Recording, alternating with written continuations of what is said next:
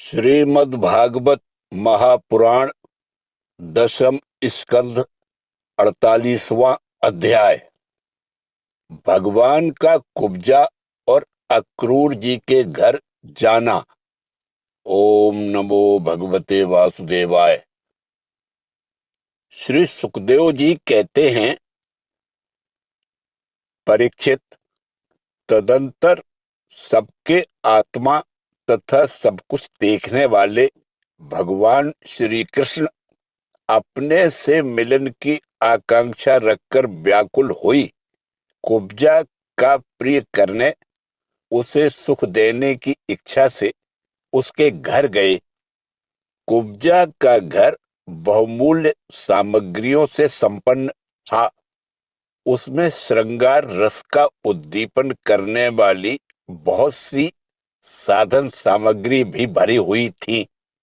मोती की झालरें और स्थान स्थान पर झंडियां भी लगी हुई थीं। चंदोवे तने हुए थे, सेजें बिछाई हुई थीं और बैठने के लिए बहुत सुंदर सुंदर आसन लगाए हुए थे। धूप की सुगंध फैल रही थी। दीपक की शिखाएं जगमगा रही थीं। स्थान स्थान पर फूलों के हार और चंदन रखे हुए थे।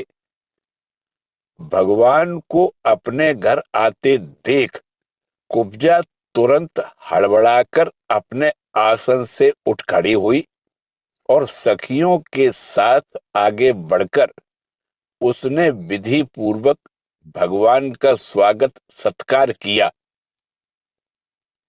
फिर श्रेष्ठ आसन आदि देकर विविध उपचारों से उनकी विधि पूर्वक पूजा की। कुब्जा ने भगवान के परम भक्त उद्धव जी की भी समुचित रीति से पूजा की, परंतु वे उसके सम्मान के लिए उसका दिया हुआ आसन छूकर धरती पर बैठ गए। अपने स्वामी के सामने उन्होंने आसन पर बैठना उचित न समझा। भगवान श्री कृष्ण सच्चिदानंद स्वरूप होने पर भी लोकाचार का अनुकरण करते हुए तुरंत उसकी बहुमूल्य सेज पर जा बैठे। तब कुब्जा स्नान, अंगराग, वस्त्र, आभूषण, हार, गंध, तांबूल और सुधा सब आदि से अपने को खूब सजाकर लीलामयी लजीली मुस्कान तथा हाव भाव के साथ भगवान की ओर देखती हुई उनके पास आई। कुब्जा नवीन मिलन के संकोच से कुछ झिझक रही थी। तब श्याम सुंदर श्री कृष्ण ने उसे अपने पास बुला लिया और उसकी कंकड़ से सुशोभित कलाई पकड़कर अपने पास बैठा लिया और उसके साथ क्रीड़ा करने लगे। परीक्षित, कुब्जा ने इस जन्म में केवल भगवान को अंगराग अर्पित किया था। उसी एक शुभ कर्म के फलस्वरूप उसे ऐसा अनुपम अवसर मिला। कुब्जा भगवान श्री कृष्ण के चरणों को अपने काम संतप्त हृदय, वक्षस्थल और नेत्रों पर रखकर उनकी दिव्य सुगंध लेने लगी और इस प्रकार उसने अपने हृदय की सारी आदि व्याधि शांत कर ली। वक्ष स्थल से सटे हुए आनंद मूर्ति प्रियतम श्याम सुंदर का अपनी दोनों भुजाओं से गाढ़ आलिंगन करके कुब्जा ने दीर्घ काल से बढ़े हुए विरह ताप को शांत किया। परीक्षित, कुब्जा ने केवल अंगराग समर्पित किया था, उतने से ही उसे उन सर्वशक्तिमान भगवान की प्राप्ति हुई जो कैवल्य मोक्ष के अधीश्वर हैं और जिनकी प्राप्ति अत्यंत कठिन है। परंतु उस दुर्भगा ने उन्हें प्राप्त करके भी व्रज गोपियों की भांति सेवा न मांगकर यही मांगा, प्रियतम, आप कुछ दिन यहीं रहकर मेरे साथ क्रीड़ा कीजिए, क्योंकि हे कमल नयन, मुझसे आपका साथ नहीं छोड़ा जाता। परीक्षित, भगवान श्री कृष्ण सबका मान रखने वाले और सर्वेश्वर हैं। उन्होंने अभीष्ट वर देकर उसकी पूजा स्वीकार की और फिर अपने प्यारे भक्त उद्धव जी के साथ अपने सर्व सम्मानित घर पर लौट आए। परीक्षित, भगवान ब्रह्मा आदि समस्त ईश्वरों के भी ईश्वर हैं। उनको प्रसन्न कर लेना भी जीव के लिए बहुत ही कठिन है। जो कोई उन्हें प्रसन्न करके उनसे विषय सुख मांगता है, वह निश्चय ही दुर्बुद्धि है, क्योंकि वास्तव में विषय सुख अत्यंत तुच्छ, नहीं के बराबर है। तदंतर एक दिन सर्वशक्तिमान भगवान श्री कृष्ण बलराम जी और उद्धव जी के साथ अक्रूर जी की अभिलाषा पूर्ण करने और उनसे कुछ काम लेने के लिए उनके घर गए। अक्रूर जी ने दूर से ही देख लिया कि हमारे परम बंधु मनुष्य लोक शिरोमणि भगवान श्री कृष्ण और बलराम जी आदि पधार रहे हैं। वे तुरंत उठकर आगे गए तथा आनंद से भरकर उनका अभिनंदन और आलिंगन किया। अक्रूर जी ने भगवान श्री कृष्ण और बलराम जी को नमस्कार किया तथा उद्धव जी के साथ उन दोनों भाइयों ने भी उन्हें नमस्कार किया। जब सब लोग आराम से आसनों पर बैठ गए, तब अक्रूर जी उन लोगों की विधिवत पूजा करने लगे। परीक्षित, उन्होंने पहले भगवान के चरण धोकर चरणों तक सिर पर धारण किया और फिर अनेकों प्रकार की पूजा सामग्री, दिव्य वस्त्र, गंध, माला और श्रेष्ठ आभूषणों से उनका पूजन किया। सिर झुकाकर उन्हें प्रणाम किया और उनके चरणों को अपनी गोद में लेकर दबाने लगे। उसी समय उन्होंने विनयावनत होकर भगवान श्री कृष्ण और बलराम जी से कहा, भगवान, यह बड़े ही आनंद और सौभाग्य की बात है कि पापी कंस अपने अनुयायियों के साथ मारा गया। उसे मारकर आप दोनों ने यदुवंश को बहुत बड़े संकट से बचा लिया है तथा उन्नत और समृद्ध किया है।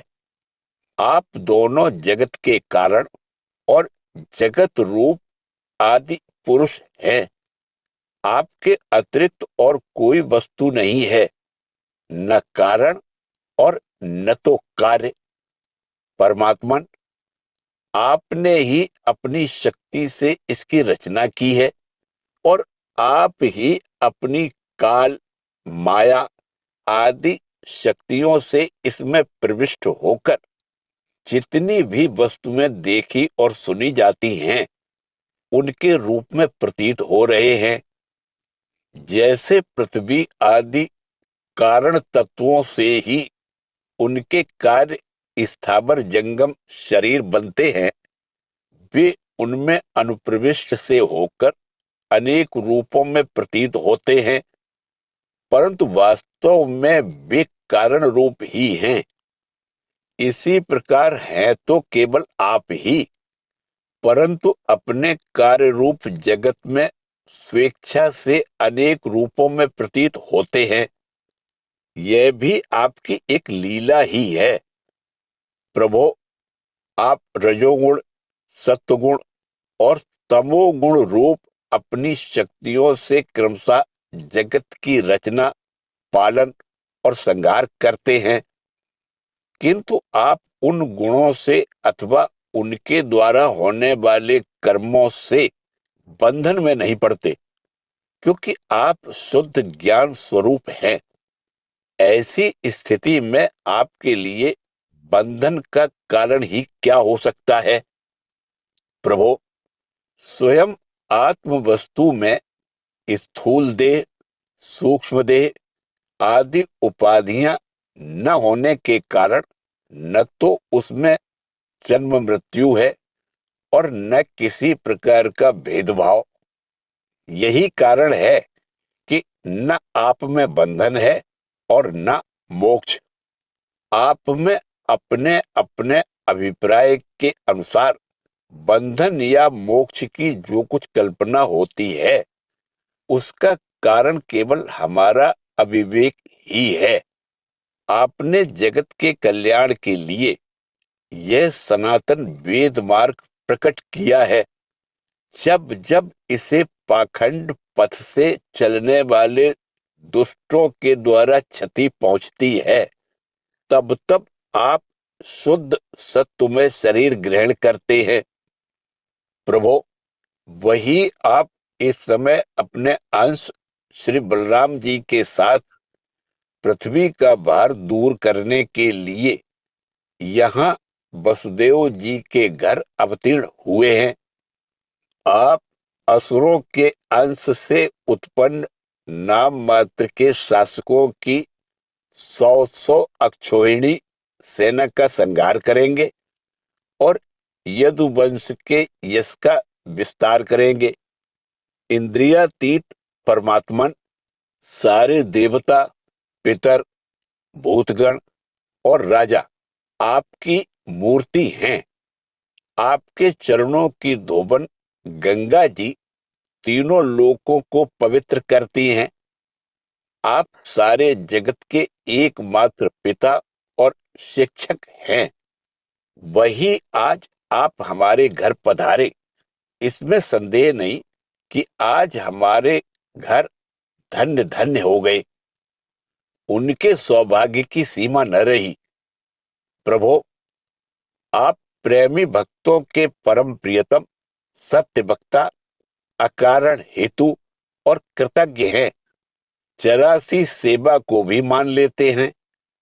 भला ऐसा कौन बुद्धिमान पुरुष है जो आपको छोड़कर किसी दूसरे की शरण में जाएगा? आप अपना भजन करने वाले प्रेमी भक्त की समस्त अभिलाषाएं पूर्ण कर देते हैं, यहाँ तक कि जिसकी कभी क्षति और वृद्धि नहीं होती, जो एक रस है, अपने उस आत्मा का भी आप दान कर देते हैं। भक्तों के कष्ट मिटाने वाले और जन्म मृत्यु के बंधन से छुड़ाने वाले प्रभु, बड़े बड़े योगीराज और देवराज भी आपके स्वरूप को नहीं जान सकते, परंतु हमें आपका साक्षात दर्शन हो गया। यह कितने सौभाग्य की बात है। प्रभु, हम स्त्री, पुत्र, धन, स्वजन, गेह और देह आदि के मोह की रस्सी से बंधे हुए हैं। अवश्य ही यह आपकी माया का खेल है। आप कृपा करके इस गाढ़े बंधन को शीघ्र काट दीजिए। श्री सुखदेव जी कहते हैं, परीक्षित, इस प्रकार भक्त अक्रूर जी ने भगवान श्री कृष्ण की पूजा और स्तुति की। इसके बाद भगवान श्री कृष्ण ने मुस्कुराकर अपनी मधुर वाणी से उन्हें मानो मोहित करते हुए कहा। भगवान श्री कृष्ण ने कहा, तात, आप हमारे गुरु, हितोपदेशक और चाचा हैं। हमारे वंश में अत्यंत प्रशंसनीय तथा हमारे सदा के हितैषी हैं। हम तो आपके बालक हैं। और सदा ही आपकी रक्षा, पालन और कृपा के पात्र हैं। अपना परम कल्याण चाहने वाले मनुष्यों को आप जैसे परम पूजनीय और महाभाग्यवान संतों की सर्वदा सेवा करनी चाहिए। आप जैसे संत देवताओं से भी बढ़कर हैं, क्योंकि देवताओं में तो स्वार्थ रहता है, परंतु संतों में नहीं। केवल जल के तीर्थ ही तीर्थ नहीं है। केवल मृत्तिका और शिला आदि की बनी हुई मूर्तियां ही देवता नहीं है। चाचा जी, उनकी तो बहुत दिनों तक श्रद्धा से सेवा की जाए तब वे पवित्र करते हैं, परंतु संत पुरुष तो अपने दर्शन मात्र से पवित्र कर देते हैं। चाचा जी, आप हमारे हितैषी सुहृदों में सर्वश्रेष्ठ हैं, इसलिए आप पांडवों का हित करने के लिए तथा उनका कुशल मंगल जानने के लिए हस्तिनापुर जाइए। हमने ऐसा सुना है कि राजा पांडु के मर जाने पर अपनी माता कुंती के साथ युधिष्ठिर आदि पांडव बड़े दुख में पड़ गए हैं। अब राजा धृतराष्ट्र उन्हें अपनी राजधानी हस्तिनापुर में ले आए हैं और वे वहीं रहते हैं। आप जानते ही हैं कि राजा धृतराष्ट्र एक तो अंधे हैं और दूसरे उनमें मनोबल की भी कमी है। उनका पुत्र दुर्योधन बहुत दुष्ट है और उसके अधीन होने के कारण वे पांडवों के साथ अपने पुत्रों जैसा समान व्यवहार नहीं कर पाते। इसलिए आप वहां जाइए और मालूम कीजिए कि उनकी स्थिति अच्छी है या बुरी। आपके द्वारा उनका समाचार जानकर मैं ऐसा उपाय करूंगा जिससे उन सुहृदों को सुख मिले। सर्वशक्तिमान भगवान श्री कृष्ण अक्रूर जी को इस प्रकार आदेश देकर बलराम जी और उद्धव जी के साथ वहां से अपने घर लौट आए। इसी के साथ 48वां अध्याय समाप्त हुआ। ओम नमो भगवते वासुदेवाय।